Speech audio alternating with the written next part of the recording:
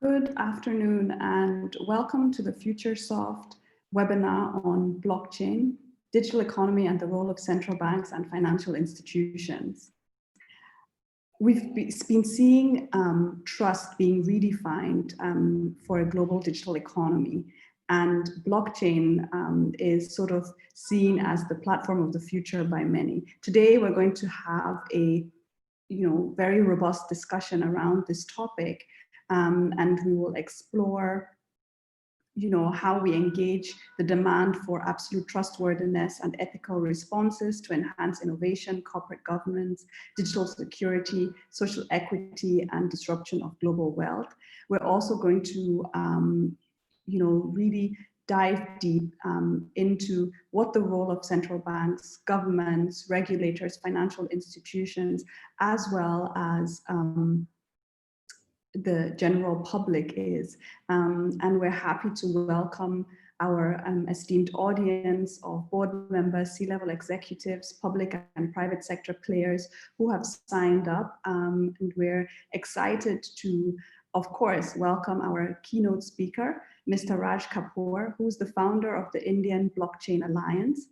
He is also the founder of this India STEM Alliance and is on the advisory board at several blockchain companies. He's accomplished in tech innovation. He is a Drupal web developer, a blockchain and cryptocurrency educator, certified blockchain and Bitcoin professional, and blockchain solution architect, just to name a few. He is working to position blockchain and the works with government entities, international bodies, and large-scale enterprises.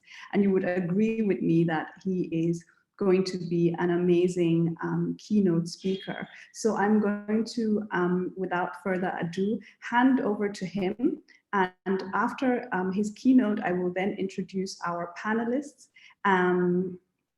who are all seasoned professionals and have done amazing work in the blockchain space and financial services sector space. So we're very excited to have them here and very honored to have them here with us today. So over to you, Mr. Kapoor. I believe you should be able to share your screen and unmute yourself.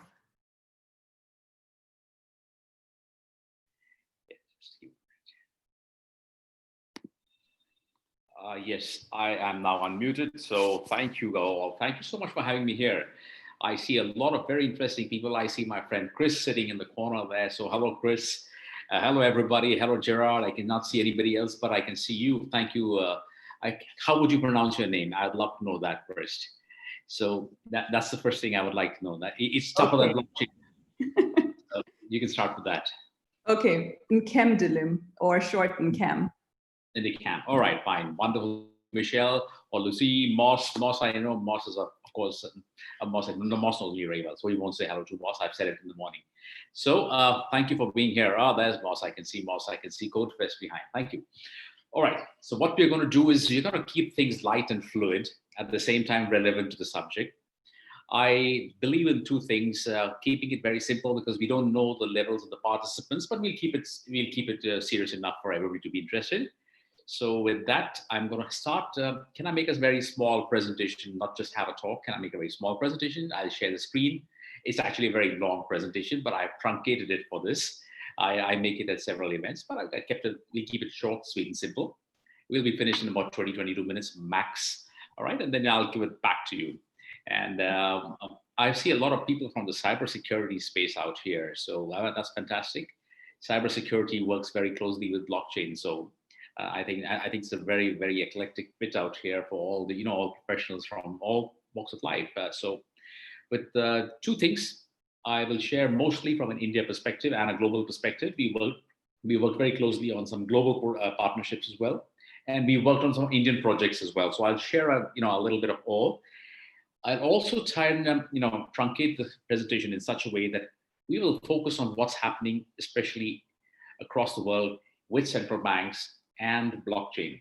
I'm going to see how they're merged, how there have been an inflection as well, and we'll take it from there. So with no further ado, I'm going to share my screen.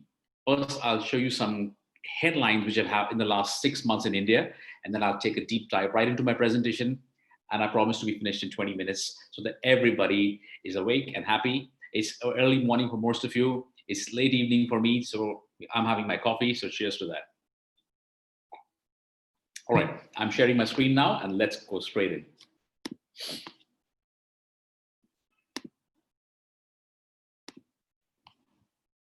All right, is my screen visible, please? Yes, it is.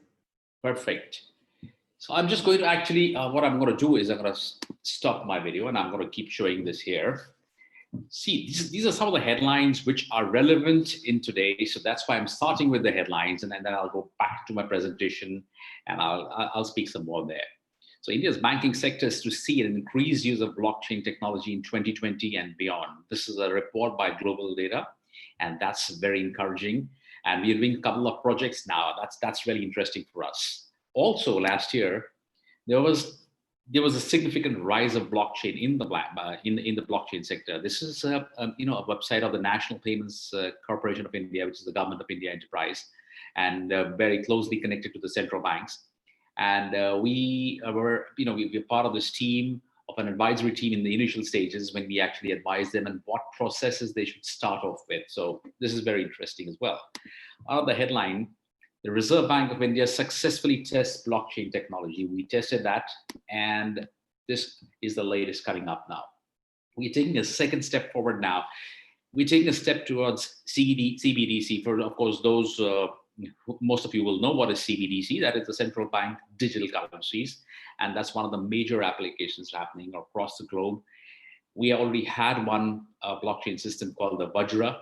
In India, Vajra, it's in Hindi, it means a diamond, basically. Vajra means a diamond.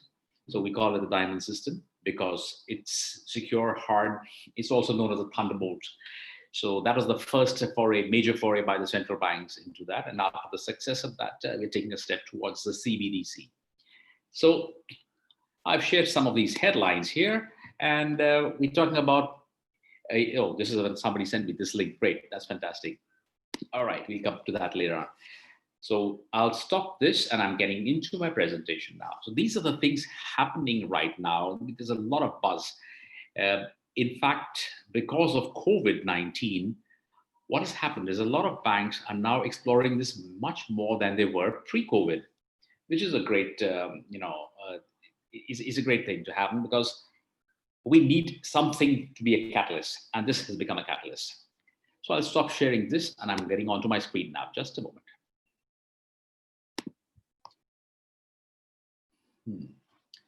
I cannot see my screen. Just a minute. All righty.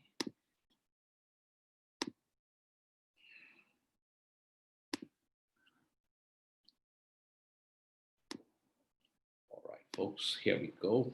Share the screen, and here we are. All right, I believe everybody can see my screen now. Yeah? All right, I'll just minimize this. Okay, so let's take a very quick, this is a long presentation, so I'm not going to go through all slides, but I'm going to go through some very, very relevant slides. For those who are new to blockchain, I'll just touch upon that, and then I'll go right inside how it's redefining trust.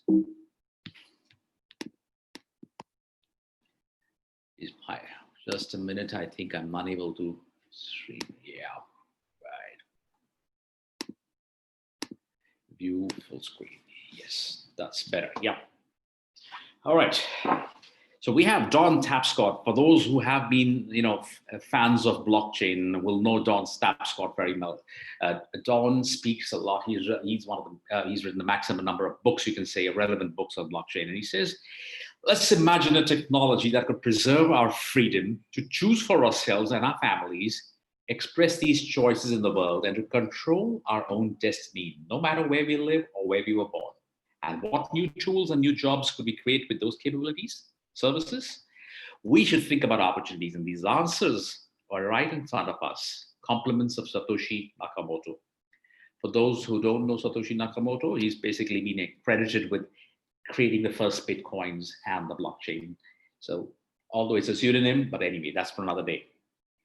We also have Abhijit Naskar, who's in the Gospel of Technology. He mentioned this. incorporating cryptocurrencies in the traditional centralized financial system not only speeds up transactions, but also makes the system more user-friendly.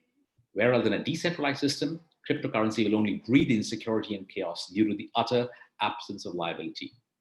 And finally, we have somebody right from Africa, right from Nigeria, and he says, Olawa Daniel says, blockchain technology is a form of digitized, decentralized public records for all crypto transactions. Blockchain was designed to record not just financial related transactions, but virtually everything of value. Now, these are some things people have said. People have said a lot of stuff, some for, some against. Let's have the positives from here. I'll just talk very briefly on the 3 pillars of blockchain for those who are not very familiar with it. It's decentralization, transparency, and immutability, which are the basic pillars. So the rest of my talk is going to be around these 3 pillars mostly. Decentralization means which is not anything which is not centralized. It is distributed. So blockchain also is sometimes known as the distributed ledger technologies. Transparency and immutability. Immutability cannot be destroyed, cannot be modified. So let's go for it. These are the 3 basic pillars. Now, Bitcoin has, okay, we'll go over this.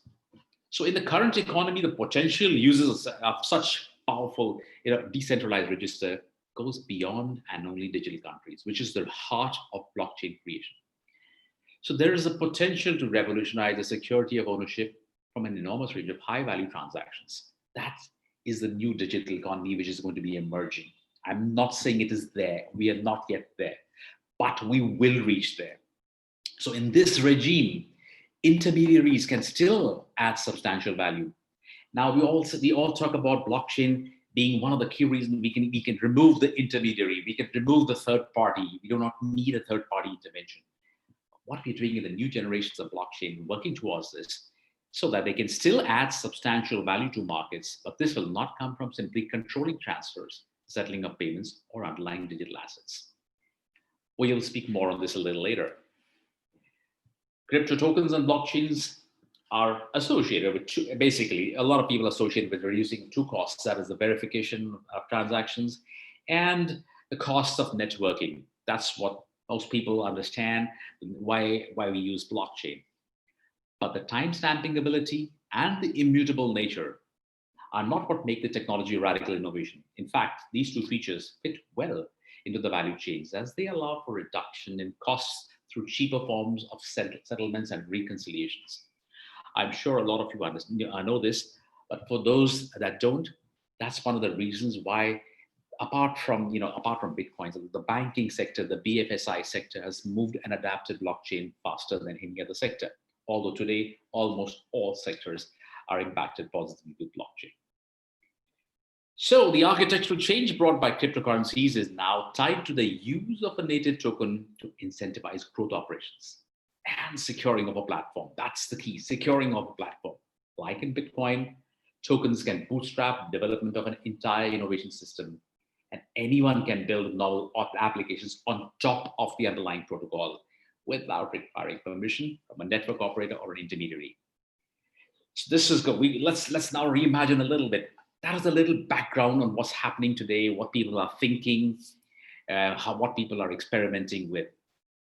Now, let's reimagine it a little bit now. We'll have a look at the current scenario, and it's a little more India-centric right now because I'm speaking from India perspective. But the one thing common between India and, say, Africa, there are a lot of challenges which have been similar. And this is, of course, a global challenge anyway. Data breaches and hacks, plenty of them. India was in the top 3 countries in the world for phishing and malware attacks. But the real problem was not the platform, it's the architecture. That's where blockchain comes in again. So traditional payment portals are built on centralized infra, and this means, obviously, they're more susceptible to those malicious attacks. Why? Because in a centralized network, one hub runs and controls everything.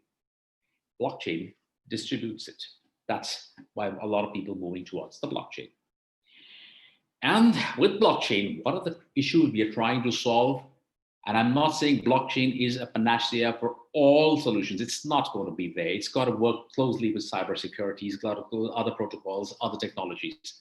But blockchain is there. And here's what we're happening.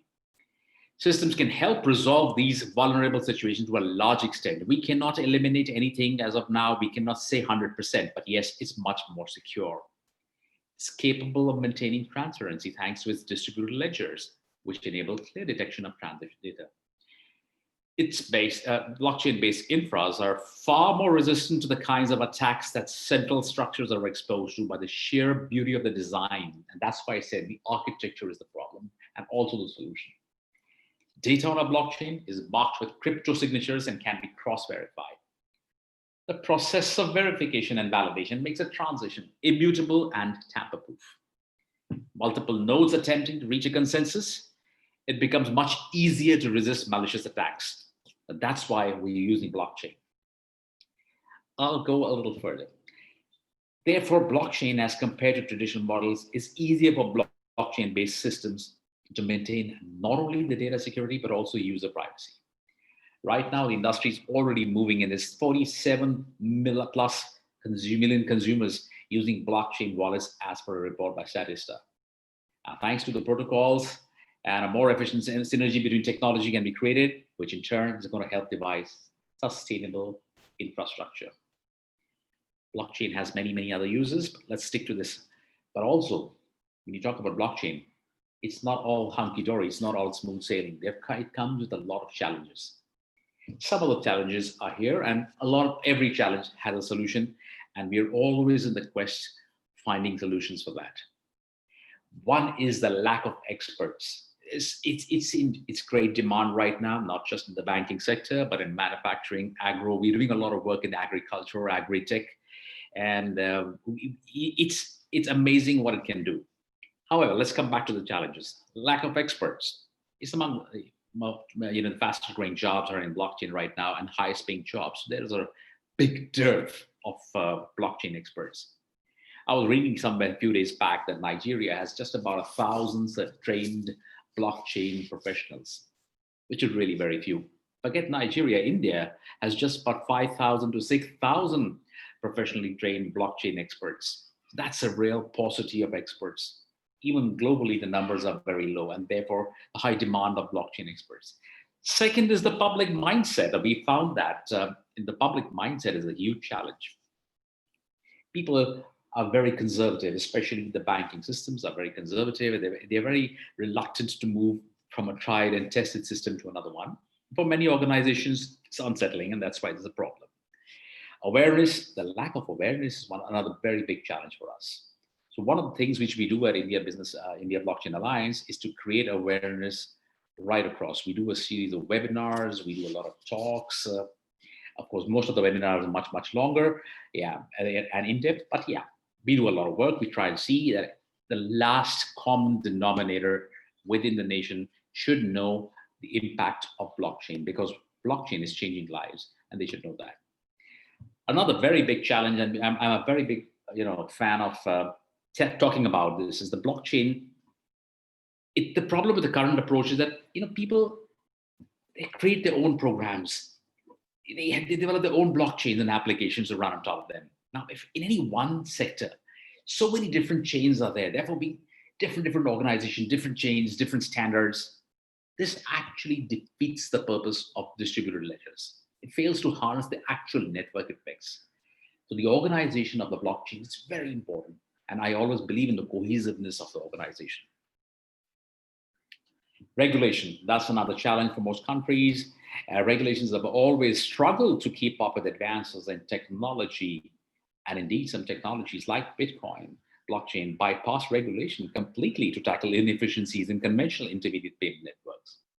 On the other hand, challenges of blockchain approach, also the original motivations that it reduces oversight, acquiring specialist mining hardware. So these things are a challenge. I don't know how they are in other countries. In India, it's a major challenge.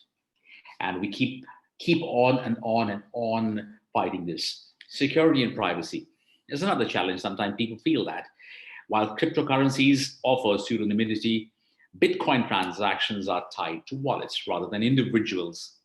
So many potential applications of the blockchain require smart transaction contracts to be indisputably linked to known identities, and thus sometimes raise questions about the privacy and security of the data stored and accessible to the shared ledger. Of course, now we have a lot of private blockchains, so sort of solve some of the problems. Yes. Now I would like to tell you, we use it for payments, we use it for remittances, we use it for trade finance, we use it for record keeping. Now, that's really what I want to really focus on today, is the 10 ways that central banks are researching blockchain technology today. It's a learning for all of us. We are doing, for us, as far as we are concerned, we've done a couple of projects jointly. So that's why we are very excited to talk about it. That's one. But for people we are sitting in a digital economy. We're going to see how blockchain is now, it can never replace everything. It actually embraces, it secures, it integrates. And that's what's beautiful about blockchain. So let's have a look at 10 ways central banks are researching blockchain technology today. That's the relevant part, because we are all living in a digital economy. How we're going to have digital and blockchain combined, that's going to make a very powerful combination.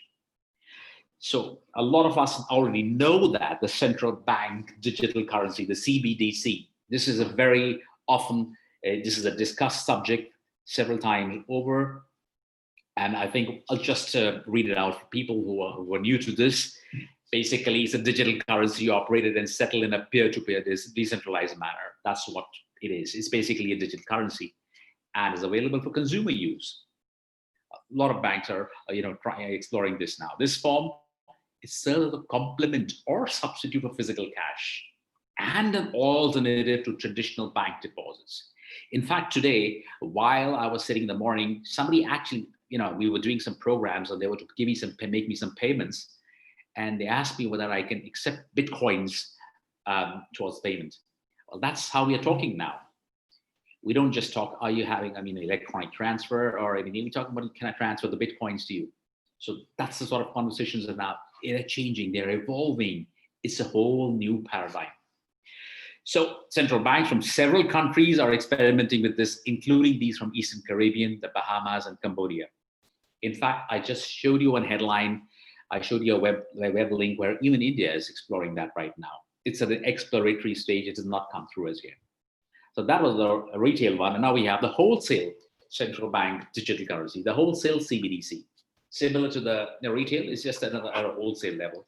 And these are operated and settled in a peer-to-peer, again, only for commercial banks and clearing houses in the interbank market. The central banks are researching this, including from South Africa, Canada, Japan, Thailand, Saudi, Singapore, and Cambodia. And again, I'll add again, India is not yet discussing the wholesale central bank digital currency, but that is the next stage. We already have a think tank called the Niti Aayog, which has taken out a blockchain, white paper. It's taken out a blockchain strategy for India 2020, and these are included in a must-have or a must-do. We talk about the interbank security settlement, focused application in blockchain, digital currency, including CBDC, rapid interbank clearing and settlement of securities for cash. Goal, delivery versus payment. Interbank systems, two parties creating an asset, can conduct the payment for foreign delivery. And this is actively being done in the Bank of Japan. They have taken the lead in this, and the Monetary Authority of Singapore, the Bank of England, and the Bank of Canada as well. So central banks are really exploring this. Actually, some of them are even running pilots. We have also the payment system resiliency and contingency. The use of the DLT in the primary or backup domestic bank payments and settlement. They provide safety and continuity from threats. So DLT, often the use is coupled with others as part of the set of benefits that a DLT implementation could potentially offer. Central banks researching the use case, including Central Bank of Brazil and Eastern Caribbean Central Bank. What I'm showing you right now is what is being discussed, what is being done around the world, and then I'll come to what's happened in India, and I'll give you a case study of that as well. So it's beyond issuance and lifecycle management. We're using it for that. The use of DLT in the bond auction, issuance of other lifecycle processes to reduce costs and increase efficiencies. Concepts will be applied to bonds issued and managed by sovereign states, international organizations, or government agencies. Central banks would be observant to monitor activity. where relevant.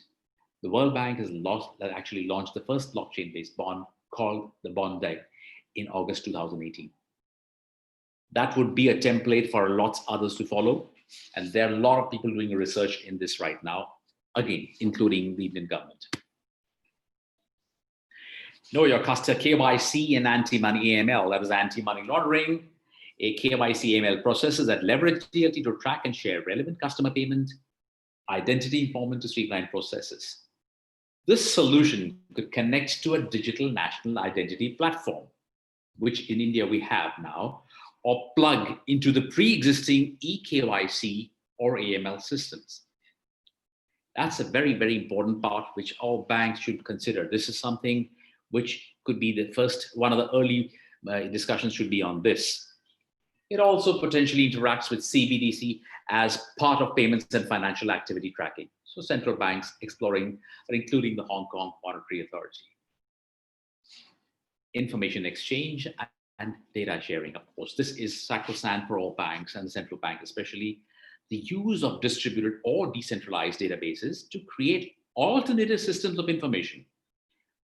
They're not going to be replacing anything. They're going to create alternative systems and they're going to be securing it, that's for sure. And data sharing between or within related governments or private sector institutions. So among others, the Central Bank of Brazil is researching this use case as well. Trade finance, I don't have to tell you much about trade finance.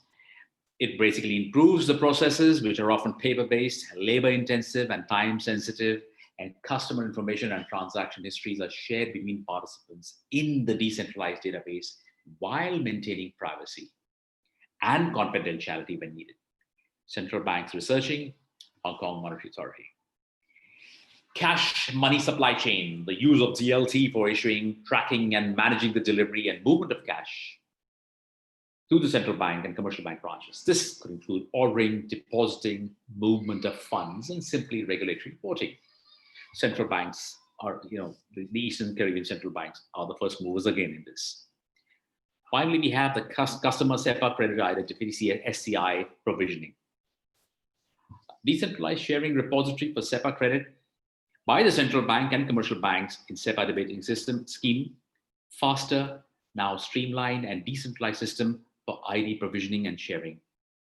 This can replace pre-existing manual and centralized processes. And the keyword here is can.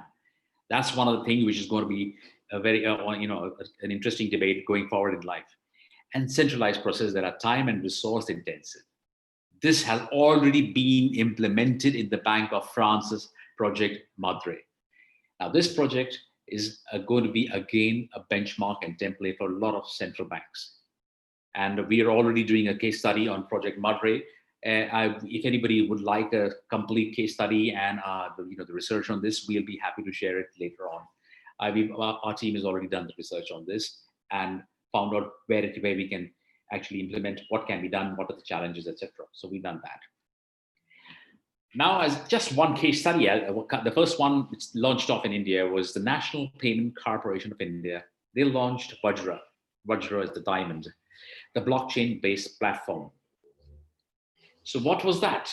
What is the Vajra platform and why was it used? We did a lot of surveys and we worked with a couple of American companies and part of a consortium, and we came across the first. What should be the process which goes on the blockchain first?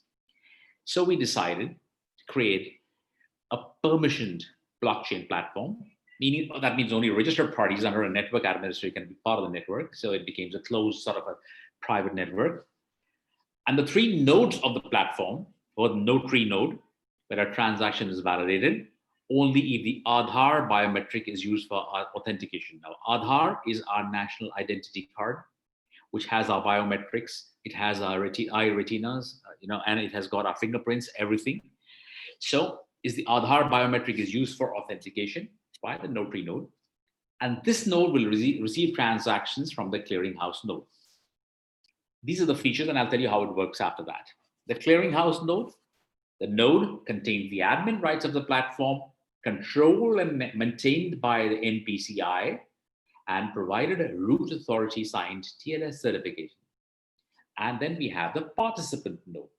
These nodes are represented by the banks, who can receive, view, and post transactions. So the node has the right to add nodes on the platform. So any third party that interacts will be authenticated first by the node. It takes care of the API interactions with key management and defined security procedures in data access.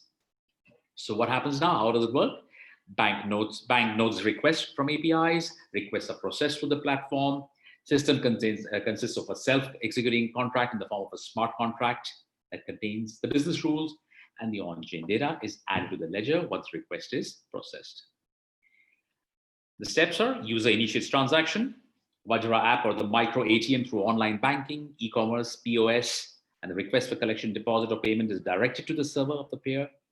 Nodes or banks will receive records, contracts validate, transactions recorded, and at the final step, every 15 minutes, they clear the files and fees from the blockchain platform and post it for the settlement processing to the Reserve Bank of India.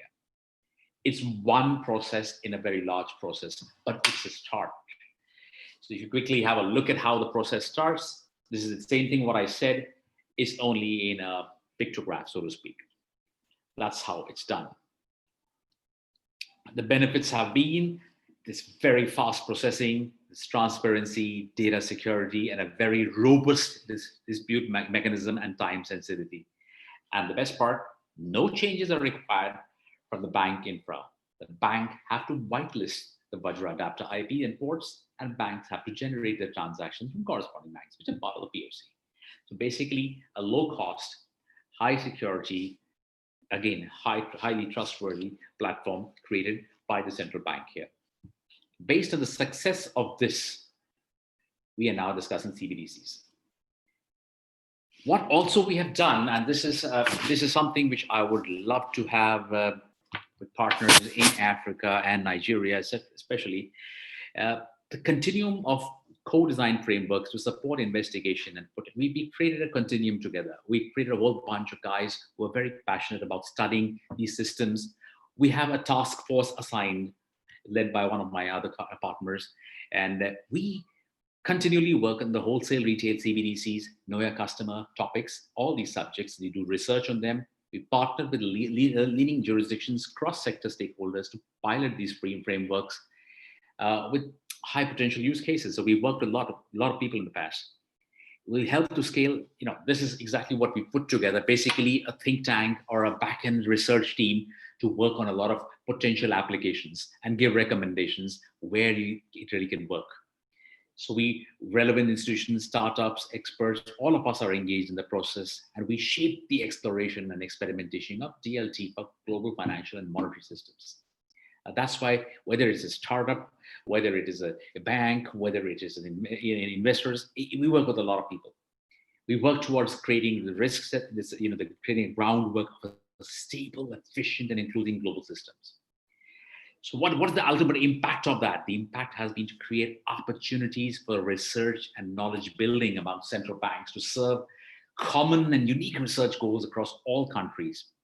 Technologies cut across countries. That's the best part of technology. Scale R&D efforts while reducing costs and inefficiencies. So we understand, what the challenges are. So we try and work towards improving systems, improving security systems, improving immutability systems, and ease of use, most important. And how the digital divide is not going to be a divide anymore, it's going to be a digital convergence. So we'll drive insight, we give insight, we'll give you all the inputs, whatever's required. So we've done this so we can create a community of people working towards a common goal. We've connected a community. We try to connect the central bank community with financial institutions, academia, technology startups to enrich and inform, and ultimately strengthen the central bank's knowledge of DLT and the opportunity as risk, as well as their access to the best suited solutions. Each one of us in different countries and different banks have different challenges. How do we mitigate those? How do we address those? How do we actually we also need to know the ROI, we need timing, we need to know security, we need to know so many factors.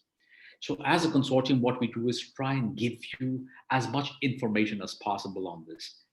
The idea is to share knowledge, not just our knowledge, but the knowledge of hundreds and thousands of people working on this across the researching blockchain, We've got researchers, we've got scientists, we've got people from the IoT space, we've got people from cybersecurity working closely with us. We've got a lot of people from all cloud computing. We've got a whole lot of people working all towards this, towards how central banks can work and get information and the right information, how we can evaluate, how we can create the ROI, how do we present the business case as well to them, to our stakeholders. A lot of work is being done in this. So I said, what can African governments do to embrace this fourth industrial revolution? I'll just end now in a few minutes. Well, let's break tradition. Governments across Africa need to replace traditional approaches. These are the challenges also. We got to be including, we include everyone, not just in the blockchain space. We got to have cybersecurity, we got to have IoT, we got to have so many cloud companies, we got to have so many people from so many technologies converging in that. We got to include everybody from different stakeholders. So as Africa works to shift from labor-based economy to a knowledge economy, investments in 21st century education is no longer an option. It's going to be imperative. I have always been a very vociferous person as far as education and training is concerned. I believe that's the base. Otherwise, we do a lot of, yes, we work with, we do a lot of work with our solution developers and blockchains and IoTs and cybersecurities. That's great. But we still need to have the fundamentals and concepts extremely clear. If we don't have that, the product will never give you the results which you want. So I am a great proponent of this. So we're gonna democratize information. The data is emerging as the new currency, creating new opportunities. And in the fourth industrial revolution is what cotton was in the first industrial revolution. Today, we are all about data. And that's why everything revolves. Data is the new cash. Create a level playing field for new business models. So as we move into new revolution, a business-friendly environment, culture of entrepreneurship will be a key. Africa needs to be enabled the growth of business that are creators of technology, not only consumers of it. And this holds good for every country. That's important. And most important, we need to collaborate to innovate. And that's why it's not, they say we can never no longer work in silos. It's the collaborative era now. So as governments in Africa continue to aim for economic growth, good governance, innovation in local economies, and the creation of jobs, and most, not all, will continue to encounter many challenges. And the ability of these governments to adapt and rapid digital transformation across all segments of societies will then determine their competitiveness. And the same holds for the central banks as well. Their initiation, their moves will be very, very vital in seeing how the financial, and include that with financial literacy. That's also equally important, financial literacy, because there's a new financial literacy which we're talking about now. So I'll sum it up now. And if Africa can embrace a world of disruption and a change, it will endure. It'll also deliver on its promise to be the next growth pole of the world. This is what we want. The key for Africa will be to adopt an innovative mindset, focus on skills to ensure that digital transformation opportunities can be filled and led by Africans. The public sector needs to lead the way, setting the example for inclusive transformation that benefits all. And finally, I'll end that, and that's me. And I would love to speak lots and lots more, but I don't think it's the right platform today for it. We can have different discussions whenever with anybody. I've just touched on the periphery, but these are vital. We've checked on what's happening, at least the 10 use cases where the central bank is playing a major role doing the research in blockchain. And that's what we really should be focusing on around that, because there has been a lot of research behind that when we've gone behind that and done the research in that. Why is the research being done in certain sectors? Because those are the ones we need to address first. So with that, thank you, and we'll meet again sometime. Thank you very much. This has been extremely insightful, and I think it has really, sort of set the scene for the discussion that we're going to have with the rest of the panelists now. So, yeah. Love to know the rest of the panel as well. I'll be talking, but I don't know the rest of the panel. Love to hear from the rest of the panel also. You will get to know them now. I'm going to start by introducing them a little bit, and then we will go right into the questions. If the audience has any questions, kindly use the Q&A box to ask any of your questions, and I will, pay some attention and make sure that we get to ask them. Once again, my name is Nkem Dilimuwajibeo. I'm the CEO of Futuresoft, and you're welcome to the Futuresoft Blockchain and Digital Economy webinar, where we explore the role of central banks and financial institutions when it comes to blockchain, CBDC, and all the other amazing technologies that Mr. Kapoor has already talked about. So with us today, we have, as I had mentioned, really seasoned speakers and blockchain experts, as well as cybersecurity experts who, will, I'm sure, really make this a very rich discussion and educate us. I'm here to learn, and I'm very excited to sort of see what's what's new in this space. So we'll start with one of our panelists, Michelle Shivunga, who's the CEO of Global Policy House. She's also a senior advisor to the government of Bermuda, the African Union, and the British Blockchain Association. And we're honored to have her here with us. So she, as I mentioned, is the founder and CEO of the Global Policy House, an investment, digital economy and blockchain solutions business that explores emerging technologies in the context of emerging markets, trade, enterprise, and sustainable development. She's often referred to as a young thought leader and investor in the blockchain and finance space, and she's been recognized as one of the top 10 women in blockchain in Africa, and also one of the top 40 global fellows for FinTech for Good, working with the UN and others. She's also a senior advisor to the government of Bermuda, the African Union, the British Blockchain, and global institutions. In addition, Michelle is an African regional lead for the International Chamber of Commerce in the United Kingdom. Welcome, Michelle. Thank you very much, Nkem. Thanks. Hello, everyone. And next we have Dr. Uche Mbanaso, who's the Executive Director of the Center for Cybersecurity Studies, Nasarawa State University in Nigeria. He's a leading cybersecurity subject matter expert and currently the Executive Director of the Center, where he lectures in computer science and cybersecurity studies. He's also a visiting academic at the Link Center University of Witwatersrand in Johannesburg, South Africa, and has continued to play a key role in cybersecurity framework, policy, and strategy development in Nigeria. You're welcome, sir. Thank you very much. It's my pleasure to be here. Awesome. We also have with us today Oluseyi Akindende, who's the CTO of Digital Encode. Oluseyi is Digital Encode is a multi-award-winning and leading consulting and integration firm that specializes in the design and management and security of business-critical networks, telecommunications, environments, and other information technology infrastructure. Seyi is a cybersecurity expert and a thought leader on the fourth industrial revolution, especially on the applications of artificial intelligence, machine learning, as well as blockchain and distributed ledger technologies. Especially with a focus on solving African-related problems. And we're very, very excited for him to be here today. Welcome, Seyi. Thank you very much. Good afternoon, all. Happy to be here. We would also like to welcome Gerard Olisa Ashar, who's the CEO and founder of Cyberbridge Group. He's a seasoned cybersecurity professional with a career spanning nearly 20 years in information technology.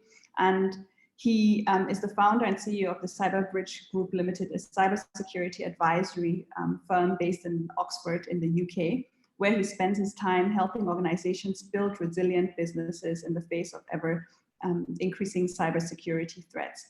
Gerard is also a certified information security manager and holds a master's degree in business administration from Cambridge University. We're happy to have you here, Gerard. It's an absolute pleasure. Thank you. Good afternoon, everyone. Good afternoon. And we also have Mos Uromta, who is the CEO of CodeFest International. He has experience from over 10 valuable years growing businesses, researching and adopting to the rapid changes in the new technology onslaught and global market convergence. His utmost belief in people and ideas is a factor for choosing a vocation along social enterprise and innovation management.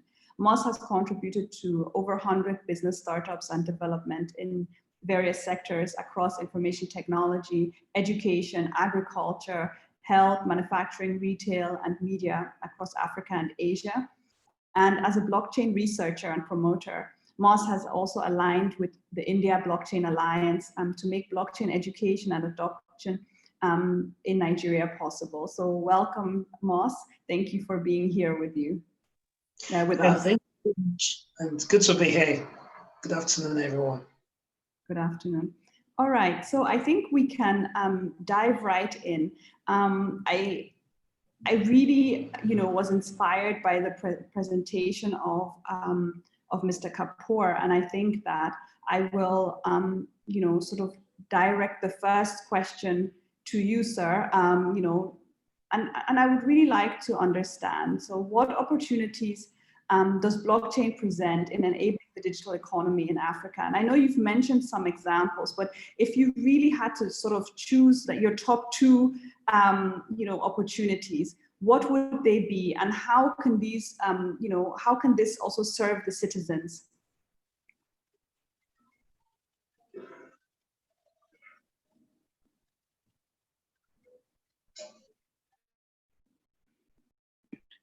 Right, sorry, I'm unmuted myself. Okay, I'll keep it very short, sweet, and simple because I overshot my time when I was making the presentation, so I'd like to apologize for that. You sometimes get carried away with your passion sometimes, which is the right thing and the wrong thing depending on the platform which you're in. So the opportunities, it basically, we all need the same, we have issues, challenging issues in India as well as we have it in Nigeria and Africa. The same challenges have been addressed. Basically the settlements, trade settlements, KYCs, digital identities. This is our first, in my opinion, and please, these are my opinions. We've worked and these are not to be taken as, cast in iron, so to speak, but these are opinions. So what I think would be, pick out what is the biggest challenges faced by the banks based in the economy right now today, whether it is settlements, whether it's the KYCs, whether it's digital identities. We zero down on one or two of them and then start working towards them. We work it in blocks. Let's make it in blocks, and then we integrate them all together as we go further. So as far as how it serves citizens, of course, it's going to be more, everything will be more transparent for them. That's what blockchain stands for, basically. It becomes more secure, it becomes reliable in the long run, and therefore ease of use for all citizens. And citizens will be able to enjoy banking services, it'll be much better, faster, easier, and most importantly, your data will be secure. I know in India how our data is everywhere. If I talk right now, I'm sure my social security card is with at least 5 million people, even as we talk. So that's one of the things I don't want. I don't want people using my identity for anything else. So all these things need to be very meshed in tight, and the banking system will be easily to do that. That's my short answer for this. Sorry. There are a lot of long answers that I'm keeping it short today. I would love to hear the panelists. It's not me. I hear myself every day. So I want to hear from everybody. It's a fantastic team out here. I want to hear from them. Thank you so much. So I'll go over to Shay. Shay, you sit on the CBN's technical committee on the adoption of blockchain and distributed ledger technologies. So what is your take on sort of central bank digital currencies, CBDCs, which are government-issued cryptocurrencies designed to complement the traditional physical form of fiat currencies? And how far away are we from making these a reality in Nigeria and across the continent? Thank you very much, Nkem, for that question. And it's something that we've been on the technical committee of the adoption of blockchain technology for the central bank. This is something that has always come up, and we've given them certain blueprints that, look, it's more economic than it is technical. Now, what we've seen at the end of the day is, first and foremost, the understanding and the awareness of what blockchain technology is. It's still very, very limited, even amongst the central bank people. And I'll give you certain examples. In the Central Bank of Nigeria, there are about 6 departments that are trying to sort of like take the blockchain thing, forward. They're not sure if it's supposed to be a technology problem. Is it a currency department problem? Is it, is it a legal thing? Is it? So we're stuck in between. And the challenge is that when you go CBDC, the technology is there to issue to dematerialize currency. First of all, the cost of printing naira, the naira note itself that we carry about, they call it seniorage. It's over 100 billion naira every single time, every year, that you have to make in the budget for that. So we're saying that if you go CBDC route, you're going to be saving 100 billion naira every year on just printing currency. However, the problem is, as Mr. Raja said, there are two types of CBDCs: the retail end and the wholesale end. Now, if you know that the way banking works now, it's fractional reserve. So when you go to the bank and you put your money there, now the bank is authorized to lend out about 90% of that to some. So if you go CBDC route and people start to take custodian of their own currencies, how do you implement things like loans and bills, treasury bills, and short-term financial instruments? So that's the problem we're currently facing. And we've given them certain blueprints, which I'll quickly let us know in how to go about it. The first thing we told them to do is to set up like develop a vision based on deep understanding on understanding the technology itself. So they have to set up, groups of people, departments, technocrats, subject matter experts to, create a vision for how the digital legal tender will support the fulfillment of the central bank's mandate.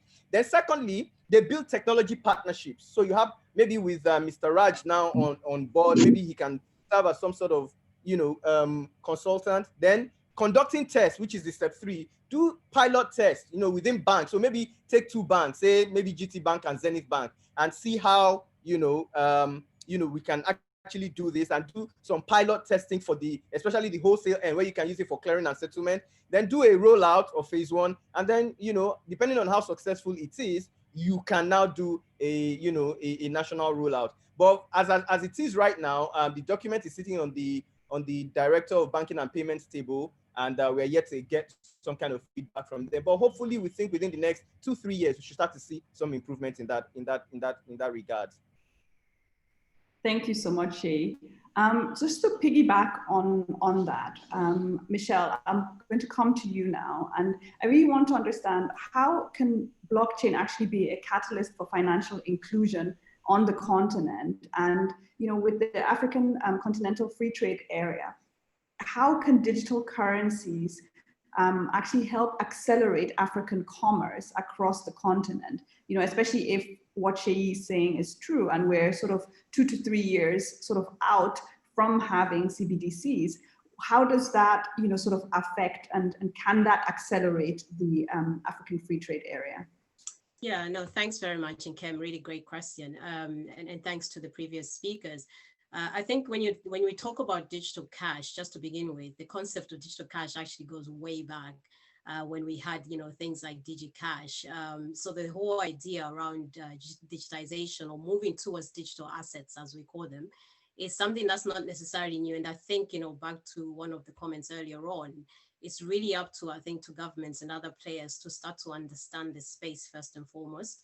And then secondly, to really start to look deeper into understanding, okay, what technologies, it might not necessarily be blockchain actually that you use to develop a CBDC. You really have to look quite carefully around the structures within the economy, as well as, looking at, the type of need that's required in that economy. So when we look at Africa, for example, I think one of the main things that everybody can agree to on this call is that Africa has a huge number of people who are unbanked to this day. Africa is driven by SMEs. 60-70% of Africa is made up of small, medium enterprises and entrepreneurs. So how do we service those players in the marketplace? How do we ensure that, those players are receiving the financial flows, right? From a central bank point of view, or from a government point of view, I think their roles, their concern is very much around creating financial stability and ensuring that you have that stability around monetary policy and a whole range of other things.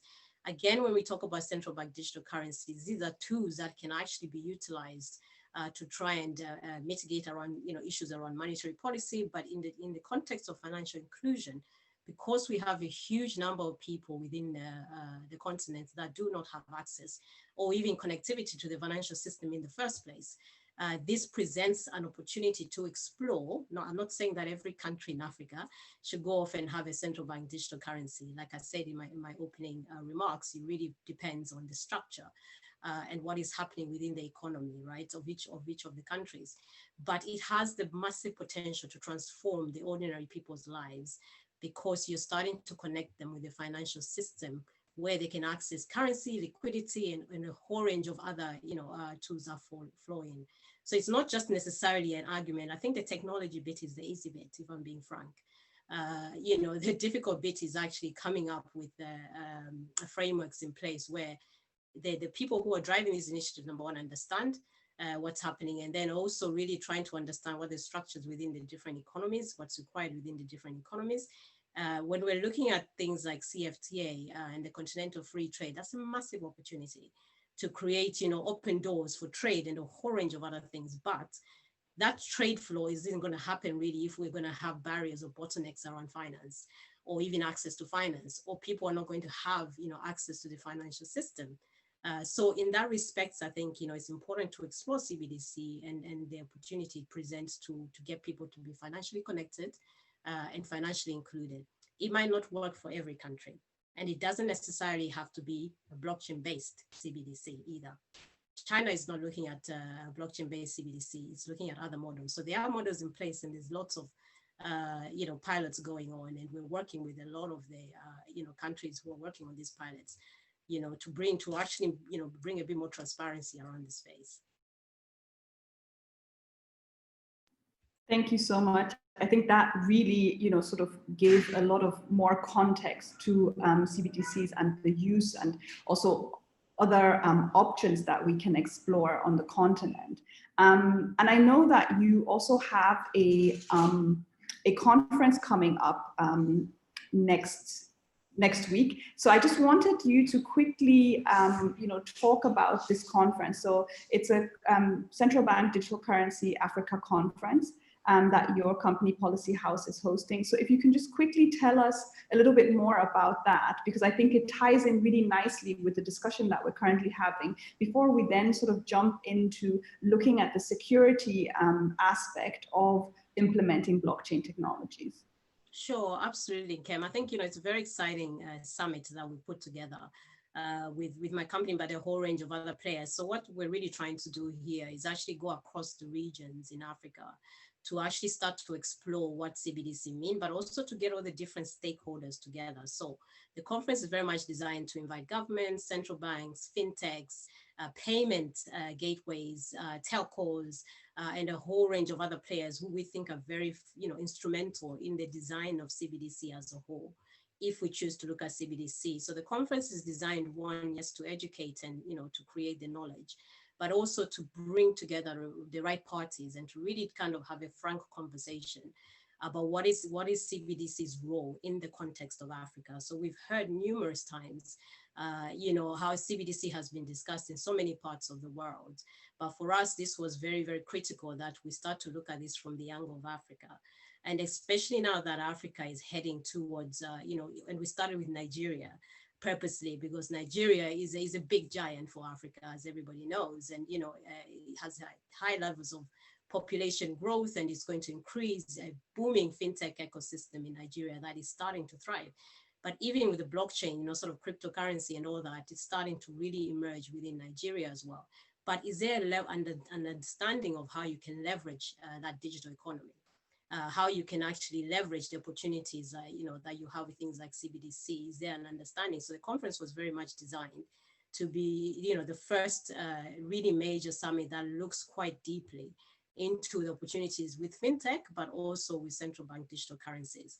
And we intend to roll this conference all across Africa. So we're going region by region and trying to really emphasize and get the players together. We've had the response we've had in literally 2 weeks has been incredible. Over 3,000 people have kind of reached out saying, oh, wow, this is something that's needed.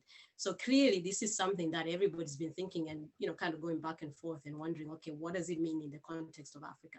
There are examples, of course. South Africa is doing its trial, it's got its sandboxes and a whole range of other things that they're doing. And other countries, as we've heard from Raj earlier on, that are exploring central bank digital currencies. But I still think that players are not coming together to have a frank discussion to say, actually, does this really work for Nigeria, for example? Does it work for Swaziland? Does it work for Zambia? It's very, very different. Markets vary, and we have to have that understanding and that discussion. And that's what the conference is designed for. And we will have actual, solutions at the conference. So the idea is not just for us to come together and talk, and then off we go after the conference. No, we want solutions. We want to create some working groups, and we want to do some pilots across the continent that fits the continent. Perfect. I think, sort of ensuring that we have tailor-made solutions is very key, especially in driving such important technologies as, distributed ledger technologies, blockchain, and any other sort of emerging technology across the continent, And I think one, aspect that you've sort of mentioned is that there's not enough collaboration. And I think Raj also touched on, sort of that exchange of experience and knowledge exchange, and he also touched on the fact that there are not enough experts in this field, right? So I think that that's, a huge opportunity and also a huge challenge. And Dr. Mbanaso, I would like to come to you. So if you can already unmute yourself. So as we talk about human capacity development, right, which is really the heart of the digital economy, I really want to ask you, what role do you see tertiary institutions like yours playing, and how are blockchain-related courses being embedded into the curriculum at your university and across the country in order to ensure that we have more of these experts, and also in order to ensure that there is a level of executive education that is going on for the leaders that have to take these decisions?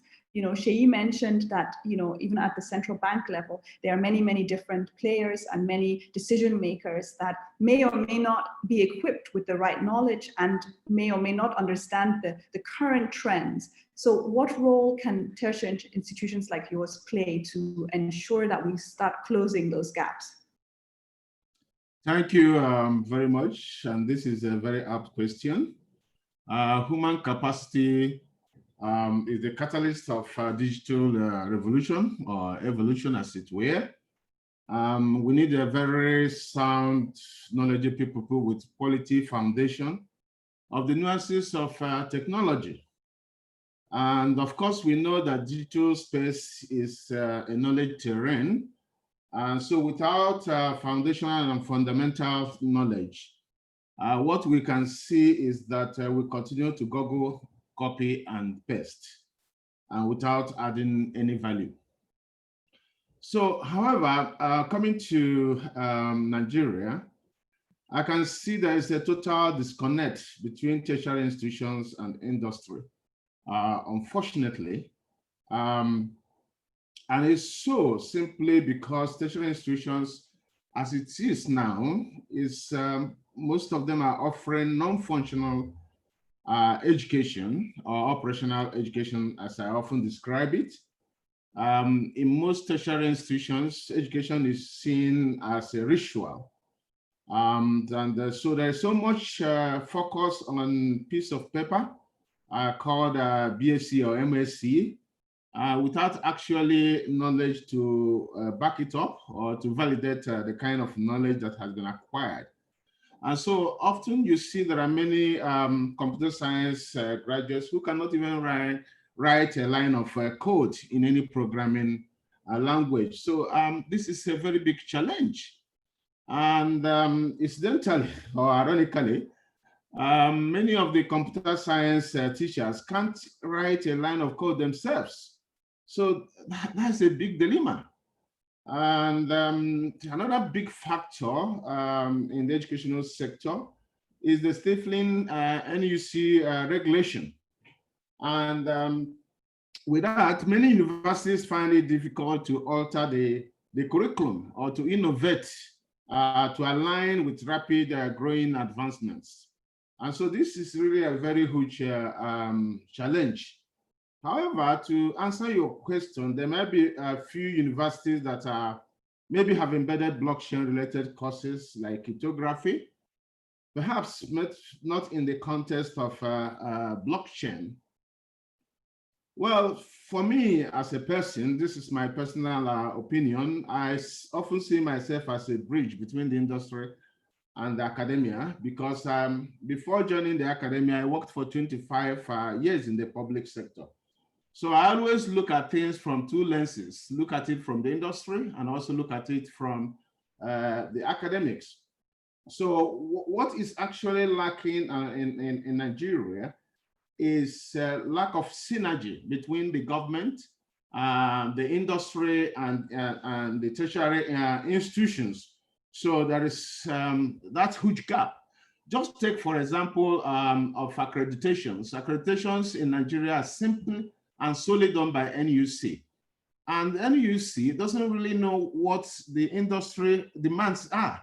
So they just, go and they do accreditation without actually carrying the professional bodies and the industry along with them. So this is a very huge gap. So you are churning out graduates who cannot fit in the industry because you don't actually know what the industry requires at this moment.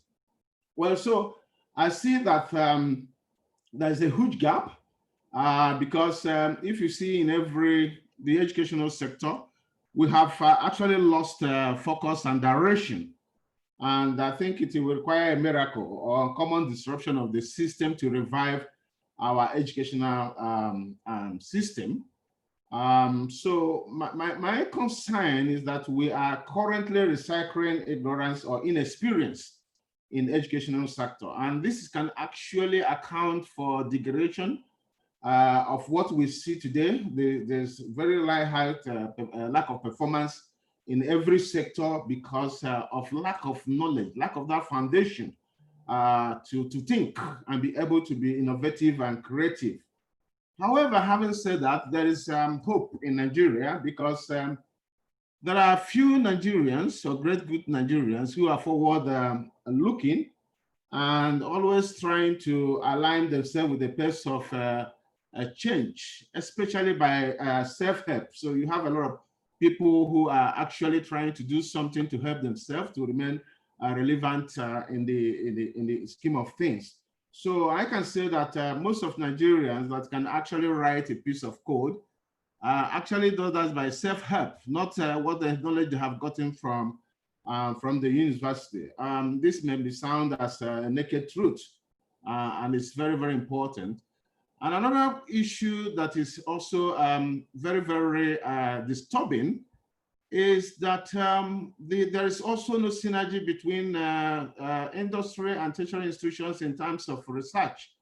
So there's absence of synergy. So everybody is working in isolation, like the guy from the central bank is talking about. Says, I don't think central bank is working with any institution in Nigeria as far as blockchain is concerned. So there's a lot of gaps, a lot of kind of isolation. In most of the clients, people, the industry work with the institutions to be able to engage in a very meaningful research and development that can create value in both the economy. And so I hope that going forward, there should be a synergy between the government, the industry, and tertiary institutions in terms of research and development and skill development in Nigeria. Thank you very much.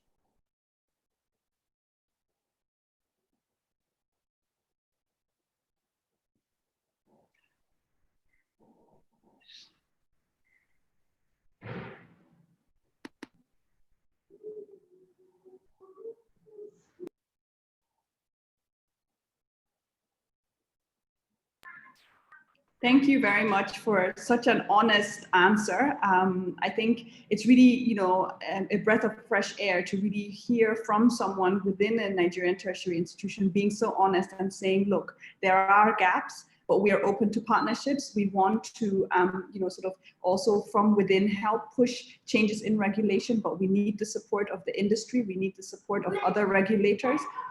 We need to get this conversation going, and I do hope that, you and your colleagues across the computer science, departments across universities will attend Michelle's conference as well to sort of get that conversation going between and start engaging that the private sector, the public sector, as well as the educational sector, because like you said, in other countries, R&D and private sector sort of go hand in hand, and there's a lot of funding from the private sector for research and development done at universities, and we need to start getting these models right for the continent as well. So Moss, I would like to ask you, you've worked with so many startups across the continent, and I think that this talent gap that we've just sort of talked about, and that Dr. Mbanaso has sort of addressed, and he's really spoken to sort of self-learned individuals. My question is twofold. Number one, what are you seeing sort of in the blockchain and fintech space in terms of startups, and how do we sort of attempt to build a sustainable talent pipeline, right? Even if we can't at the moment use the conventional route of tertiary education, how do we still ensure that we have the right type of human capital that can implement these solutions? You need to please unmute yourself, Moss. All right. Thank you very much. I think all the speakers have actually spoken well, and it's high time we tell ourselves the truth. Well, Nigeria for Nigeria that it is, we are not wrong. We are really much on track now, and that's because, the advent of technologies, generation, it usually takes a while, of course, from the developed country.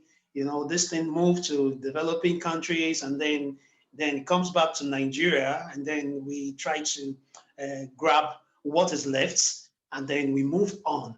Now, there is really a massive opportunity in the blockchain space.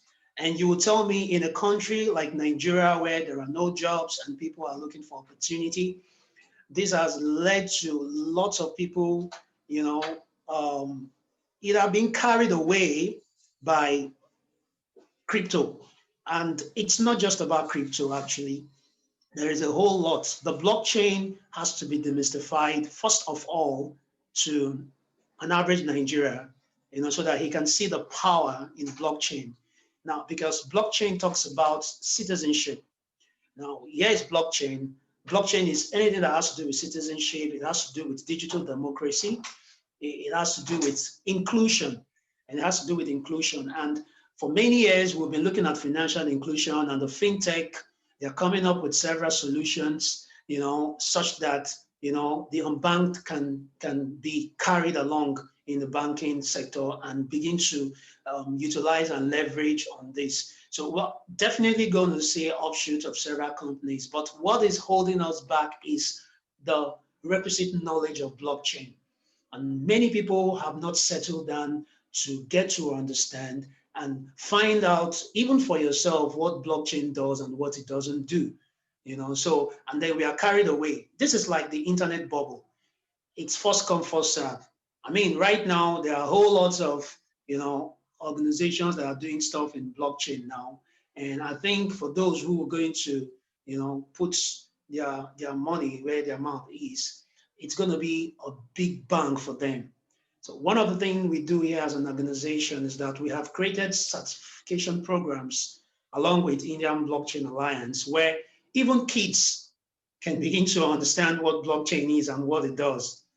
So we run specialized boot camps, and we hope to partner with a whole lot of people to have specialized boot camps on blockchain. 10-hour programs, 20 hours program, 3 months long program, 6 months long program, where you will be exposed to blockchain. And when we do that and we see that more of that happening, a whole lot of, there's going to be a ton, there's going to be a ton of events, and people will begin to think along, because you cannot be creative. You cannot think along what you don't understand, what you don't know. So we all need to create a space. So while the meetups and meetings are happening like this, there is a need for skill development. So there is opportunity for blockchain education. There's also opportunity for blockchain startups to emerge in their numbers for a country like Nigeria. So where are the jobs? The jobs are going towards the emerging technologies that you see that are happening today. And if we were grappling with it, we will not get it.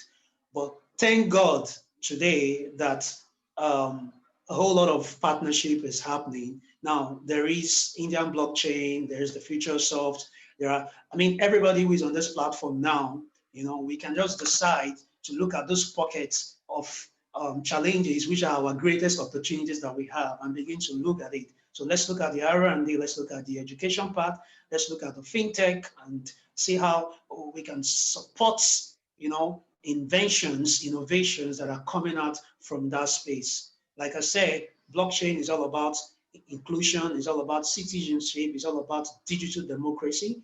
Yes. Now, we never waited for the government to do something about our internet. We all went into it, you know, and companies emerged, okay, who are doing business. Of course, you could have a company in the US and you're providing internet service or internet-based solutions. You would definitely have a market in Nigeria. That's the same thing that's happening right now in the blockchain space, right? So, and we'll see a whole lot of crypto companies, crypto ventures who are coming out, and then they are doing stuff, providing services and solutions for Nigeria. And that is what we'll see happening in this space. But there's a lot that blockchain does that we still don't even yet to know about. There's a whole lot from the agriculture space to the supply chain, to the e-commerce, to the land registry, a whole lot. Yeah. So we still need to do more.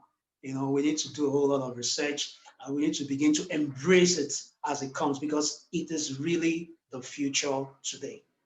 Thank you very much. Thank you so much, Moss. That was a really insightful answer. And, you know, I think that, you know, just really thinking about the vast opportunities that blockchain technology, you know, can bring to us is really exciting. But obviously with everything that is exciting, there are also usually a high level of risk associated. And with that, I'm going to come to Gerard and, you know, just from a cybersecurity perspective, what cyber risks are associated with blockchain, and how do you see the future of cybersecurity as blockchain becomes sort of a mainstream technology? And also, you've worked both on the continent and in the UK, and, you know, I really wanted to know what key differences are you seeing, you know, sort of in cybersecurity readiness, as well as, you know, sort of the state of the digital economy, and how, you know, sort of maybe if we need to catch up, how quickly that can be done for countries on the continent.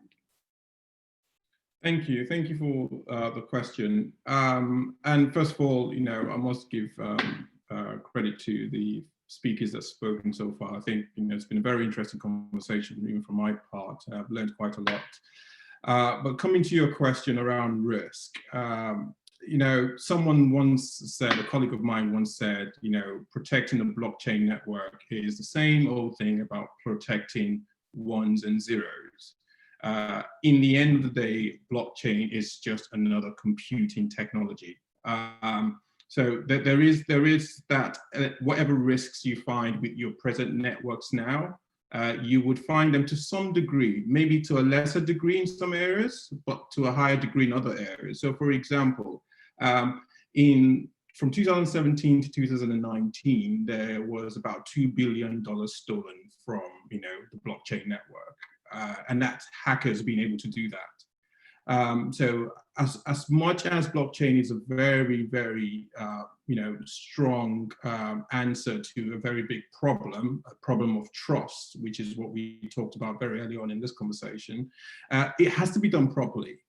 So being a cyber risk professional, I'm a bit more cautious than others. And that's just because it's not that I don't want things done. I want things done properly. I want things done securely. So you've got things like your endpoint vulnerabilities. They still exist. Blockchain, usually when you access these networks, you have keys, you know, and the idea is that I could have my own key, like in the instance of my cryptocurrency wallets that I have. If I give that key to my 10-year-old son, guess what? He's got access. He can do whatever he wants. If I give it to a neighbor, guess what? He could do whatever he wants. If a hacker could access my endpoint device and get access to the same keys, guess what? They could do the same thing. So you still got those fundamental risks that need to be dealt with. So I really like the conversation about awareness, because one of the things that I feel will mitigate that particular risk is a very good and very coherent awareness campaign for individuals and for businesses and individuals. You've got network risk. So it's still a network at the end of the day. If the chain is not built correctly, then you can obviously have issues. If the software on the network isn't built correctly, then you could open it to vulnerabilities. So as much as we're moving very quickly in this journey, and I really like the fact that Mr. Kapoor did say this in his keynote speech, you have to take the cybersecurity professionals along with you. And make sure that they protect these networks as you build them out. Jumping very quickly to your other question around the difference between what I see in the UK, the US versus what I see on the continent. It's a case of philosophy. I think the UK and the more, I'll say the developed nations, I think they're innovation driven. So they do things because they want to improve what's currently here today. On the continent, it's slightly different. I think, we are driven by innovation necessity. There are gaps that we don't have, that we just need things to do. So a very example I give when I talk about things like this is, there are things I can do with my GTB app that I cannot do with my Barclays app. And that's because in Nigeria, there's a necessity to have that thing, which is a trust thing. So it's a necessity.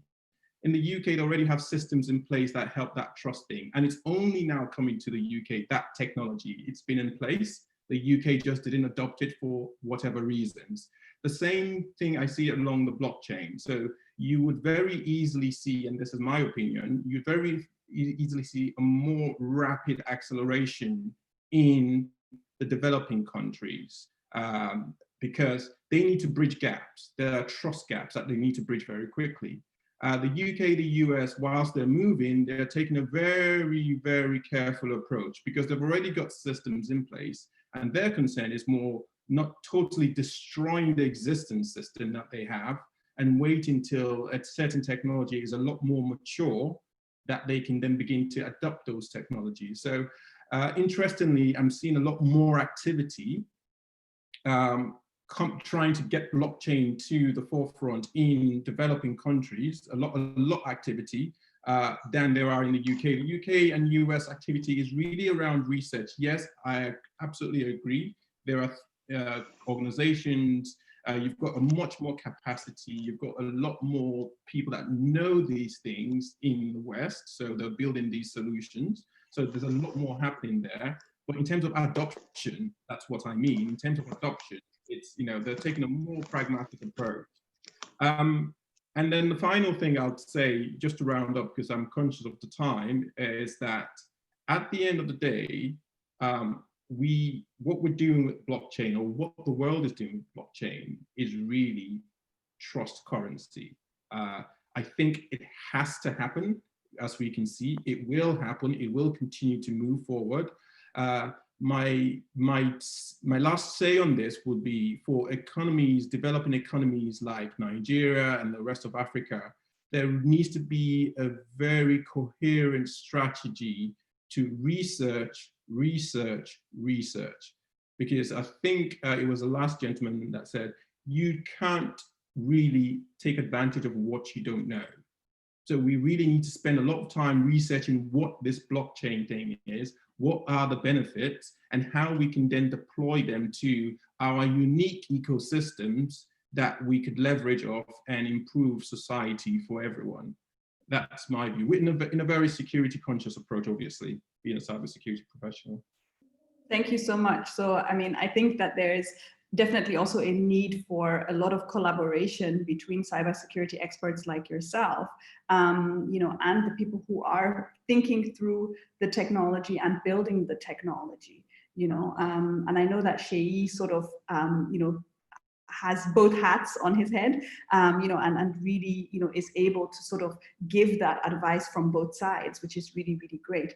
Our time, unfortunately, is far spent. I think this has been a really, really great and very rich discussion with very many different insights. We do have one or two questions from the audience, which I would like to take now. Before I will hand over to Chris Waje, who is actually the patron for this event, and who helped bring together these amazing experts from all across the world, for us to host this webinar. So one of the questions that we have is around e-voting. And the question, it says, e-voting is on the way as INEC is engaging 30 or more companies on e-voting. And if CBN adopts blockchain technology and INEC wants to use the CBN database, for example, using the BVN, how does blockchain technology sort of assist INEC to still get accurate data for all the, sort of people who are not financially included and the unbanked, right? Is there a way for this technology to sort of push that, the financial inclusion in order to also ensure that we have better identity records, I think I would say is the question. So I don't know who would like to take a stab at it. I think it's a very open and very vast question, but it would be great to sort of hear some opinions. Okay, maybe I can just chip in on that. I honestly believe, I think that we're still far off e-voting on the blockchain right now, primarily because from my personal opinion and from my industry experience, I've seen that a lot of people are still not very comfortable with the technology. Take, for example, the CBN thing we're talking about. Now, I was even going to talk about what the doctor said about people not learning, not knowing, professors not knowing how to code, students not knowing how to code. How do you learn how to code when you don't even have access to the technology? So for instance, people that program video games, they play video games every day, so they know what it is. If you want to write mobile apps, you have your mobile phone, you use other apps, so you see how it works. And then how many professors in Nigerian universities have ever used blockchain before? How many of them have downloaded a Bitcoin wallet and actually transferred Bitcoin from one wallet to the other? It is only when you do that and you start question setting, premises. How many people in the banking sector know that on the blockchain, there is no concept of account number? There is nothing like, give me your account number. We work with keys, primary and private keys and public keys. These things are very abstract to a lot of people because they have not used it. So the more you don't use it, the more we sit down and talk and write papers and all that, the more we are going far off. So I would say on the concept of voting, we shouldn't start voting right now on, on the blockchain on national elections. Let's look at voting from the point of view of, say, country club voting, assigning, leaders in a small community. Let people start to get comfortable with using the technology. Remember that when internet was going to come to Nigeria, a lot of public companies, a lot of publicly listed companies, even organizations were saying, oh, who is going to put a server on the internet so that they can hack me or so that they can see what my data is? It was abstract because in fact, the person that started the first ISP in Nigeria was arrested and jailed just because we didn't understand this whole concept until it came up that, oh, you can actually have your internet and servers on the internet and have protective mechanisms and display your goods and services. So on that aspect, I will still emphasize that we get people in the academia, I honestly think that this whole thing is going to be championed by the private sector because they are the ones willing to take the financial risk and the adoption of these things. So if we're saying that, for instance, this kind of meeting, imagine if you had sent the invite on the blockchain, you had sent us a token, and the only way we could access it was scanning a QR code, and then we join in. You don't need to know who we are, we just do it. That would have been a kind of fantastic use. And then by the time you start to put all that to use, you start to understand that, oh, so I can adopt this thing in, for instance, in drugs administration. How do I know the drug I'm buying in the chemist is original? Put a QR code on it, I scan it, it goes on the blockchain, it references the provenance, and I'm sure that I am buying, I don't need NAFDAC number. So until we start to get all these things to use in small pockets of, applications and use cases, then we can now start talking about, look at Lekki toll gates now that they are selling tickets for. Why can't I have a mobile app and then I get to the toll gate with an IoT device, I scan it and the thing opens, I drive in. It has a record on the blockchain. They know when I passed it, they know how I scanned, they know the time, they know, everything is there. But we just sit down every single day and talk about the technology. It's not about the technology. The technology serves two purposes: to save money and to make money, or to solve a problem. If it's not doing that, then it's not worth it. I think that's what I'm going to, round up with. I like that, to save money, to make money, or to solve a problem. Does anybody else want to contribute to this question? And I'm going to also sort of just quickly read out the second question, which I think Raj has already sort of in the chat answered, but maybe there are some other opinions as well. Can we use blockchain to address the issues around currency devaluation, especially for protection of value for businesses? Currently in markets like Nigeria, currency issues massive value destroyer for individuals and companies. So Raj, you had unmuted yourself. Please go ahead. I'll mute. I'm fine again. I'm muted here. Just give me a second. Yeah. Well, I think I've answered the question. Yes, but I want to just go back to the root of all these questions and plenty of answers. I liked what Lucy just told. Again, they just spoke. Technology isn't just an enabler, basically. Blockchain is called frontier technology because it actually tries to attempt to solve some real world problems as well. Now, when I circle back, it's very, very relevant and true out here, is that most people don't know anything about blockchain really as such, not in depth. It's a nice word to say, I'm doing blockchain, I'm into blockchain, I'm creating blockchain solutions. That's great. It's like a very nice word to have. It's good to have.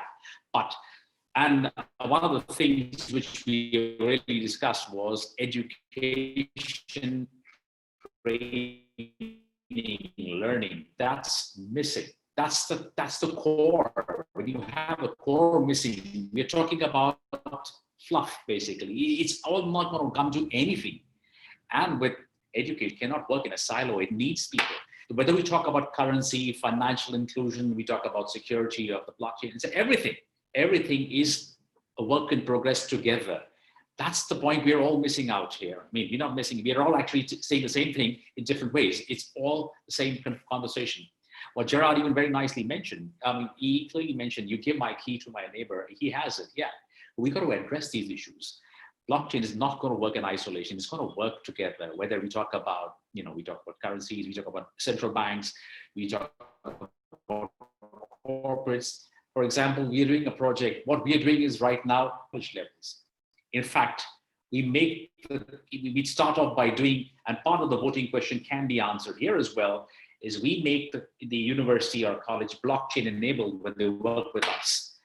All the digital identities are on the blockchain, all the transcripts, their micro-credentialing, everything goes on the blockchain. And we have the students work on that platform. But that's how we train, we bring in the projects live. That's important. Get them to get hands-on, let them make their mistakes. Doesn't matter, get them hands-on. And that's where everything converges. We get them the internships. That's where the industry comes in.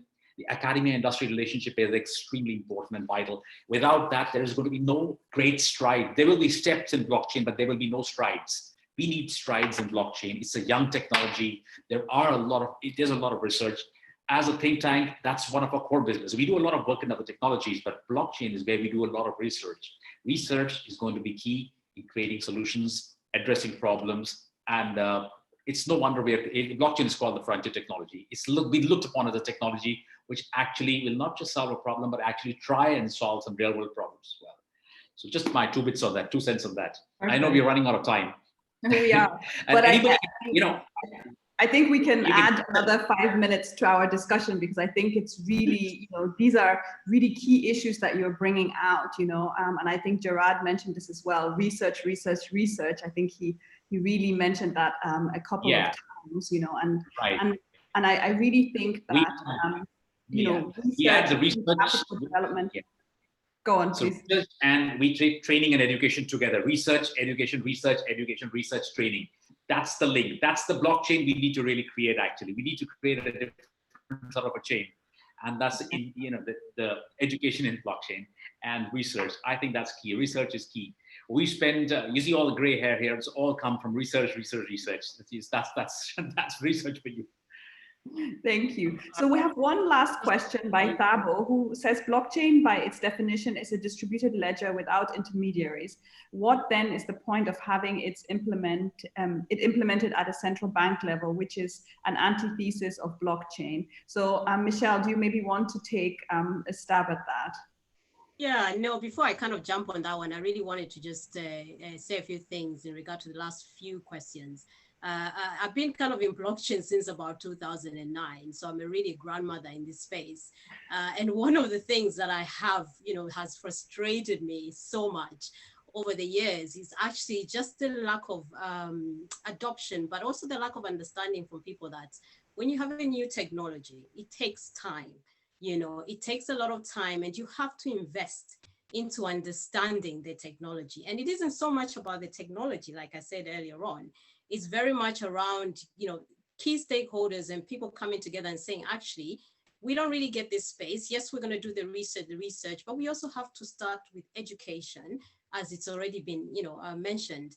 And since around 2010 all the way to now, we've spent, the Global Policy House has been all over the world where we've actually been doing the education. From Singapore to all the way London to Africa. And there are actually use cases in place now, that I'm seeing now are starting to gain some traction around things like supply chain and even voting.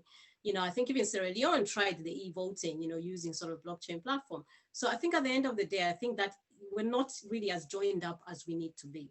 And that's one thing that we really need to take forward. So we need to start considering how do we join our forces so that we're not duplicating a lot of the stuff that we're doing.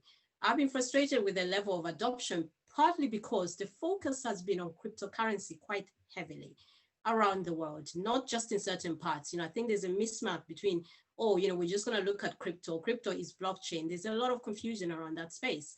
There's a lot of offers that can come from blockchain, but we must understand it. And I think stakeholders, including governments, academia, ordinary people will not jump onto this up until they see how they can actually use, up until they actually start, playing around with it, as it was said earlier on, there won't be adoption. It's the same with central bank digital currency. So before you jump on to say we're going to bring and invest a lot of money designing central bank digital currencies, are people going to buy into it?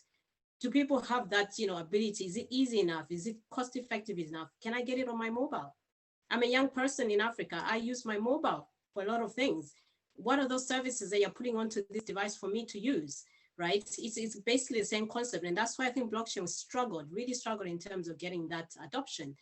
But it's not surprising because it takes a lot of time before new technology can fully be embedded. The other frustration is that the technology is often spoken about in isolation. The real value comes from the convergence of different technologies. So IoT, blockchain, AI, cybersecurity, and how you utilize the combination of these technologies is what actually is very, very powerful. And I don't see a lot of conversation around that convergence. Very, very important. Now, back to the question you're saying. Again, there's a confusion around distributed ledger technology. There's many other distributed ledger technologies. Blockchain is one of them. So there's have certain characteristics that come with blockchain that make it a little bit more special. So the fact that it's, you can have a shared copy of exactly the same thing where you're sharing across different people from all over the world who've never met each other, right, can go and look at this copy and say, yes, I'm happy to kind of, sell and buy all these sorts of stuff because I've got this copy, there's guarantee there. So, the characteristics that come with blockchain is actually what makes it very special and actually makes it very, very exciting technology to play around with. But when you're looking at the tech specifically, it's actually quite boring technology. It's an enabling technology that does certain things that's applicable in certain sectors and certain areas, and is not an answer to everything. And back to so blockchain, again, is not a centralized technology. So it allows for redistribution where you don't need a middleman. You don't need a bank, for example, in the middle to come and say, we're verifying those transactions as accurate. No, that is all decentralized. So the decentralization of control is what makes it more and more attractive as a technology so that other people can come in and jump in and play with the technology.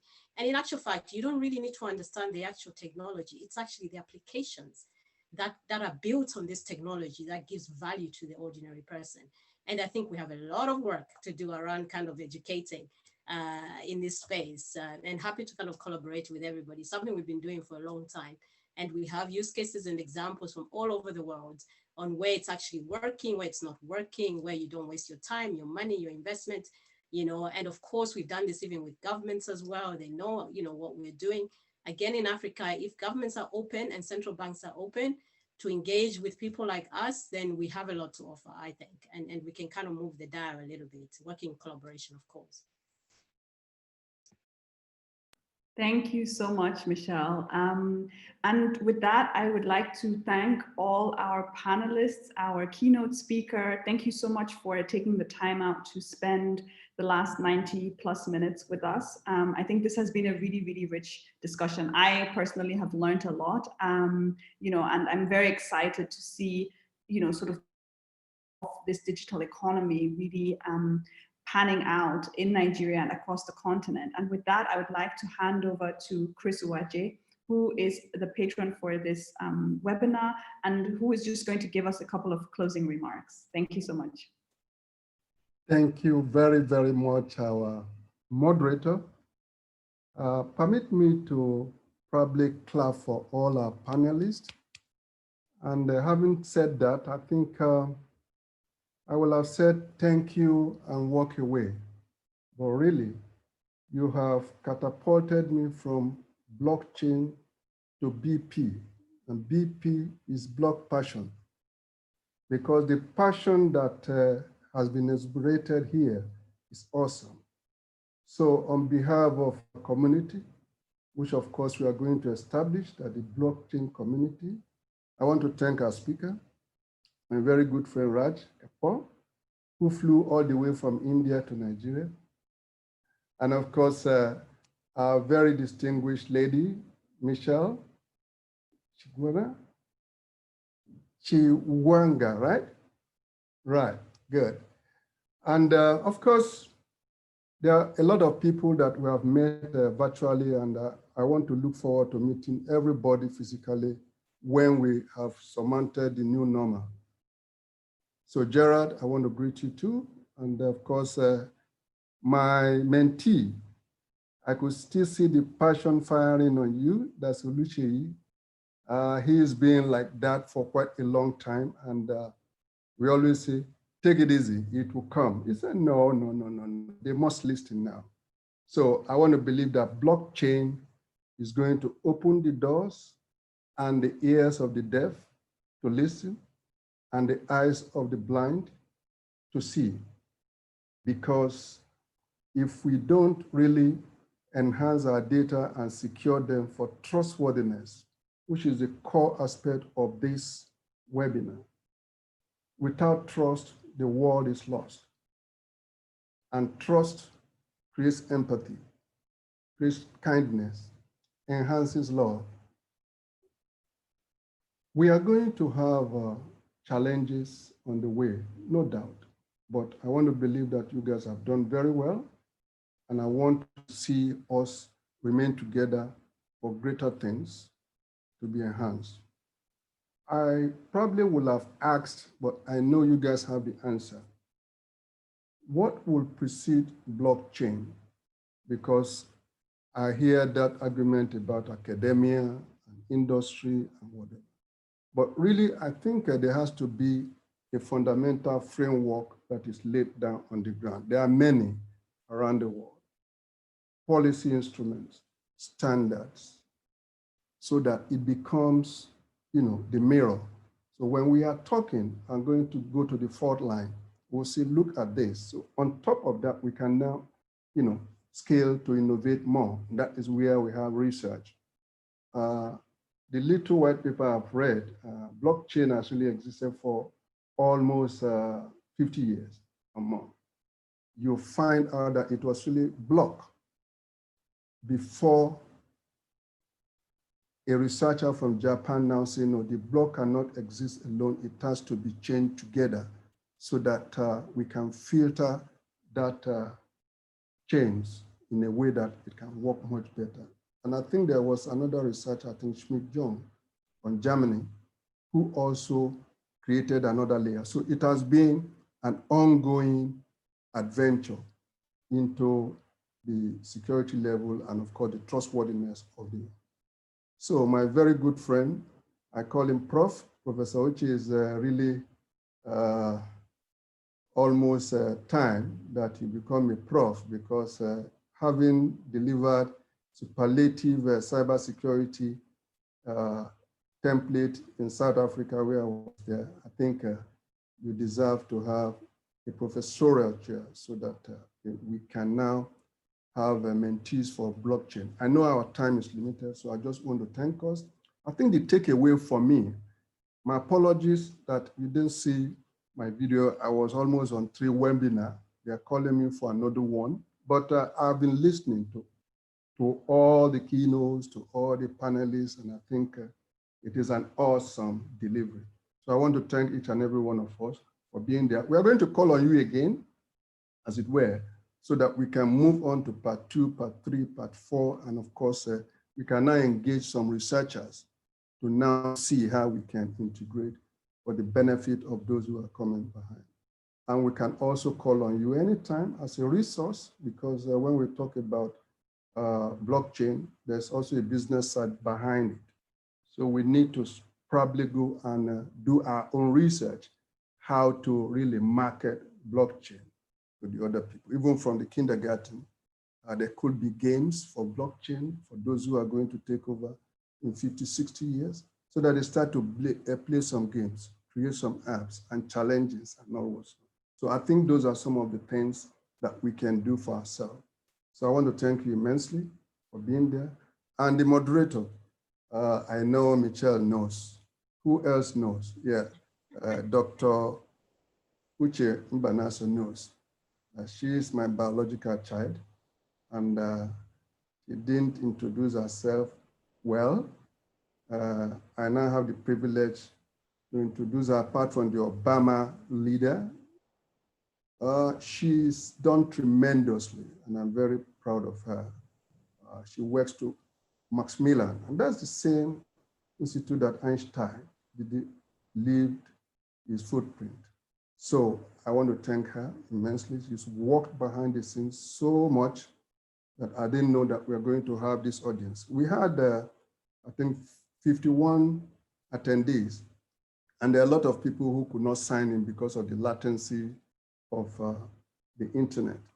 And we're looking forward to having another sectoral blockchain for engineering, because I had the Institute of Engineers told me that they have about 400 people who about 200 are interested in blockchain. So it's going to now move to sectoral, finance, medicine, okay, education, so that we can now come together to ensure that we can deliver. Gerard, thank you very much, and continue doing what you're doing, all right? Okay, all right. So thank you, everybody. If we can sign off now, and the moderator is there, if you can do a sort of a closing final, the finale, because I'm just an invited guest. Thank you so much. I think these were really great closing remarks that summed up everything. And I think the focus on educating has been clear throughout the entire webinar and has sort of resounded again and again, you know, and I have made notes on, you know, possible ways of driving this education, especially for executives and in the leadership of organizations and at top levels of government as well. You know, and I think that there are many, many opportunities that, you know, we can harness and that we can create in order to drive this technology and the awareness and knowledge of this technology. So with that, I would like to thank everyone who attended today. We will be sending out the recording of this webinar as well, so that everyone can rewatch it. I think there are a lot of nuggets that are hidden that, you know, if you watch it again, you would probably be able to pick up, and obviously share with your communities, with your colleagues, with your friends, so that the gospel about blockchain can spread much further than the number of attendees that we had today. So thank you very much for joining us. Once again, my name is Nkemdi Nwajibel, and I'm the CEO of Futuresoft, and we say thank you. Thank you. And finally, to some of my hidden audience. I have some organs behind who I could see at part of the attendees. Past president of ICANN, Institute of Accountants of Nigeria. The past president, Alhaji Razak Jayola, is in the house. We have past president of ISPON, Dr. Yele Okeremi is in the house. We have a lot of past presidents and of course amiable enthusiasts of policy and strategy. And of course we have about 2 students that are there.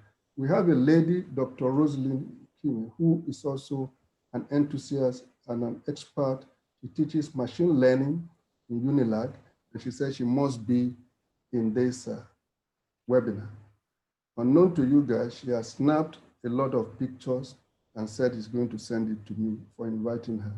So I want to thank her as well for that enthusiasm. She has a blockchain community in UNILAG and a machine learning community in UNILAG, so we can synergy and see what they are doing, and she's also a researcher. So I want to thank each and every one of you. Shay, when you're done, you send me your commission. Right? Thank you. Okay, bye-bye now, everybody. Very proud of you guys here. Bye. Thank you. Bye. Thank you. Bye. Bye. Bye. Bye.